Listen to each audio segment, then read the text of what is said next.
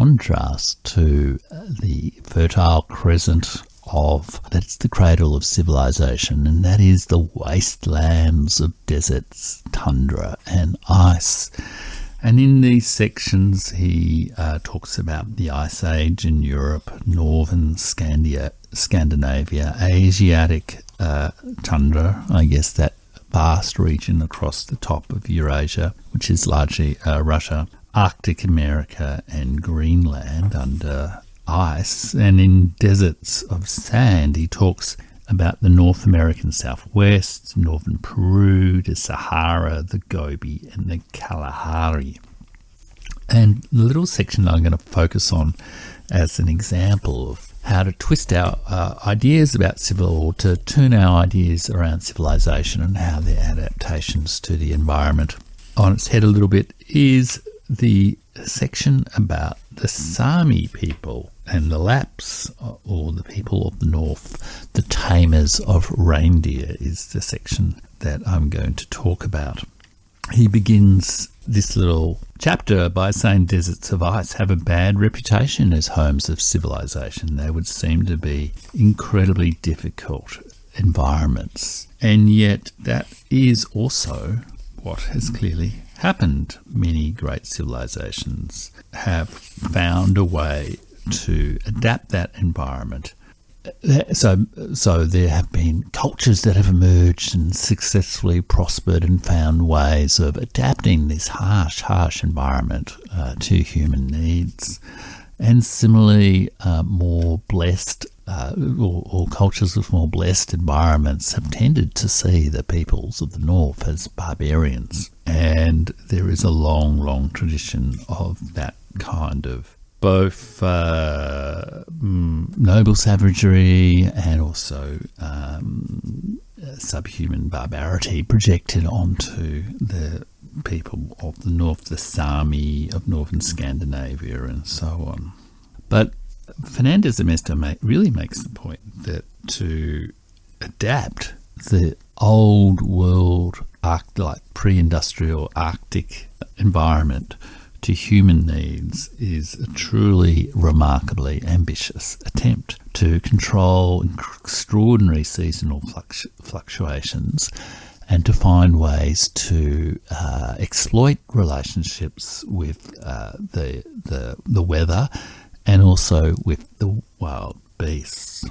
And in particular, one of the most remarkable things was the development of a reindeer herding culture amongst the Sami of northern Scandinavia and the Nenets, who are sort of on the edge of the Arctic Ocean between, I guess, top of Russia, top of Siberia, and also some other Siberian peoples, the Yemen, Koryak, and the Chukchi. What these peoples evolved was a kind of controlled nomadism, which used the resource of the reindeers with extraordinary imagination and versatility.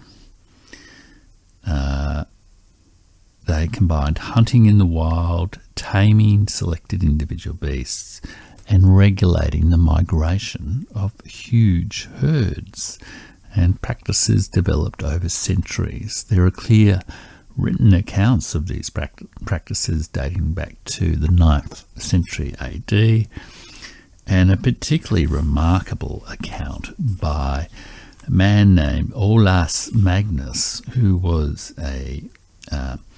the Archbishop of Uppsala, where Isaac Rich actually studied, just as a little description, and he wrote an incredible book called The Description of the Northern Peoples in the 1500s, based on his own travels in those times.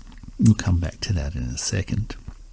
So these people developed a structured rhythm of herding life, where the herds were moved from breeding grounds in the summer to places where there's a cull to collect the meat, and moving on to winter quarters.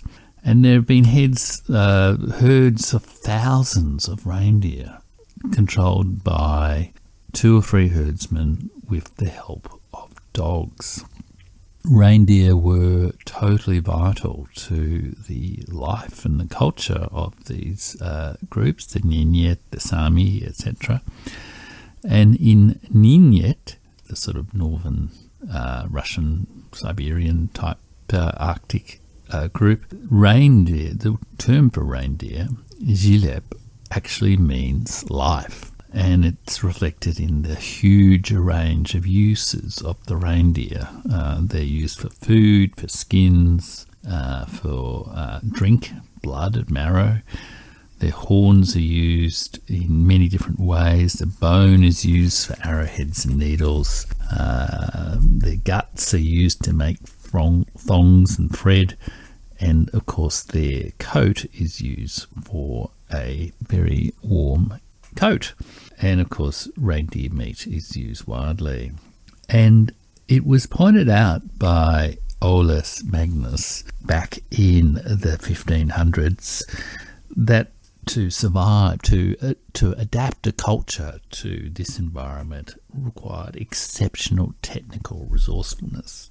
He wrote, "As the nations of a hot or temperate zone are clearly free from frost, cold, snow, rime, ice and howling winter storms, they can hardly grasp the diversity of skills, facilities and appliances with which those who live in the bitter cold of the north defend themselves and make arrangements to deal with the severities of this kind. For if nature herself has fortified wild creatures with many wonderful limbs and joints to make them complete, what should she not grant for his comfort to the feebleness of man?" So amongst these technological achievements are skis and arrows and crossbows, spears, tents. The use of reindeer is locomotion, sleds, lassos, snowshoes, dams for trapping fish, fox traps, and many other paraphernalia of Arctic life. And in addition, there was a tradition of, a speculated tradition perhaps, of magic and shamanism amongst these people. It was said that they exchanged weapons for wizardry and made war by invoking rain. But perhaps Fernandez Amesto says these are really what appear to be divination and augury, are really the skills of people closely attuned to nature and practiced in reading her ways, predicting weather, foreseeing glut and dearth, tracking beasts and armies, and finding their way by watching bird flight. Those whom civilized life has separated from nature see these skills as marvellous. But the shamanism also carried a great tradition, which was the drum. The shaman's drum, which was used to harness the power of the sort of night journey dream travels of the shamans and to summon the dead in the service of the living. But these drums, which were, if you like, the cultural artefact of the rich culture and the rich civilization of these group of people, at least amongst the Sami, were largely destroyed in a wave of Christian evangelism in the 16th, 17th and 18th century. They were destroyed in really a great act of cultural destruction. And even though they were lost, Fernandez Mesto says the art of reading their pictographic, so these drums were illustrated with various images, and there's only a few of these magic drums that survived the wave of Christian sort of cultural destruction, and they were decorated with pictographic inscriptions which represented a form of written culture, let's say. The art of reading their pictographic inscriptions has been lost, but should not be taken to mean that the red figures traced in older bark juice on the reindeer hide drum skins did not once recall stories or spells for their shamanic interpreters, or according to plausible modern attempts at decipherment, display cosmic diagrams or maps of the heavens. So that is the story of a civilization in the deserts of ice, the Saami of the north, and there are some great television shows now describing the life of the Saami. But again, there is also those artifacts of compassion and understanding, like Olaus Magnus's description of the northern peoples, which Fernandez Amesto describes as one of the world's great unacknowledged works of genius, a generous and open-minded act of wonder and appreciation of the culture of the northern people, is still so strange and different to that of a Christian bishop in Sweden, but one that has survived to tell those stories, and also the remarkable drums of the shamans, of the Sami bear hunters, so many of which are lost, but which also give us a brief, short glimpse into a rich culture and civilization of the ice.